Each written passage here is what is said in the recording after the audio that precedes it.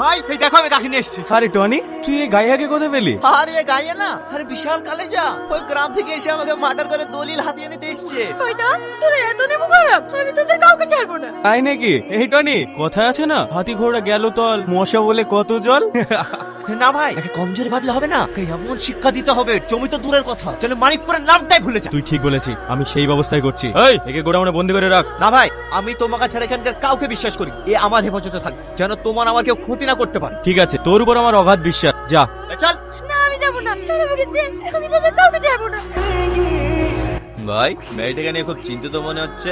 আরে না, ওকে নিয়ে আবার কি ভাববো? না, ভাবতেও তো পারে মেয়েটা যে কোনো চক্রে দলিল হাতিয়ে নেবে কিনা। শুধু ও কেন, কারোর বাবার দিন নয় আমার কাছ থেকে দলিল আদায় করবে।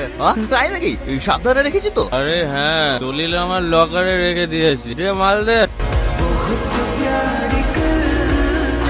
কিরে, তোরা সব মন খারাপ করে বসে কেন? কি করবো, এই গ্রাম তো ছাড়তেই হবে। এই গ্রাম ছাড়বো ফকটিয়া নাকি? এটা বাপ দাদার পৈতৃক সম্পদ, দরকার আমরা জীবন দেবো, তবু এক পা হেঁটবো না। ভাই ভাই, এই শাকির, ভালোই ভালোই বলছি মেয়েদেরকে ছেড়ে দে, নইলে তুল কালাম শুরু হয়ে যাবে এখানে। অবশ্যই ছেড়ে দেবো, আগে তোরা এই গ্রাম ছাড়, তারপর। ওকে বলিনি এই শরীরের এক বিন্দু রক্ত থাকতে এই গ্রামের মাটি একটুও ছাড়বো না। ছাড়বি নি? আমিও দেখছি। এই, সব ভেঙে দে। এই দাঁড়া। টনি, তুই আমার লোক হয়ে আমার কাছে বাধা দিতে এসছিস? তোর মতো শয়তানের লোক আমি এই গ্রামকে রক্ষা করতে এসেছি। তুই করবি গ্রাম রক্ষা? দলিল তো আমার কাছে, তাহলে রক্ষা করবি কিভাবে? মিথ্যা কথা, তোর কাছে কোনো দলিল নেই। আমার কাছে দলিল নাই। এই, দলিল দে তো। কি ব্যাপার? সাদা ব্যাপার কেন? দলিল কর। তুই মনে হয় এটা খুঁজছিস? তার মানে তুই আমার সঙ্গে চিটিং করেছিস?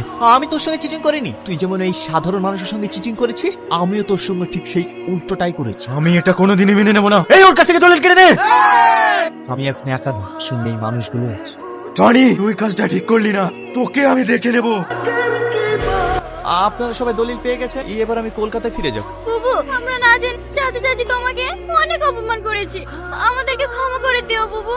না, এতে তোর কোনো দোষ নেই, সবই আমাদের কপাল। আরে হ্যাঁ, আমি আপনাদের সঙ্গে যে অন্যায় করেছি আমি জানি তার কোনো ক্ষমা হবে না, তবু আপনারা যদি পারেন আমাকে ক্ষমা করে দিন।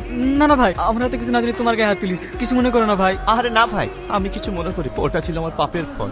আপনারা সবাই ভালো থাকেন, আমি আসছি। দাঁড়াও টনি, আজ তুমি এই গ্রামের জমি জায়গা সবকিছু আমাদের হাতে ফিরিয়ে দিয়েছো। এই মেয়েটা যে পাগলের মতো তোমাকে ভালোবাসে, ওর কি হবে? দেখেন চাচা, আমিও ওকে অনেক ভালোবাসি, কিন্তু আবার কিন্তু কিসের? তাহলে তো হয়ে গেল, তোমার মেয়ে টনির সঙ্গে বিয়ে দিয়ে এই গ্রামের দায়ী দায়িত্ব সবকিছু ওর হাতে দিতে চাই। তোমরা কি বলো? ঠিক আছে, তাই বলে।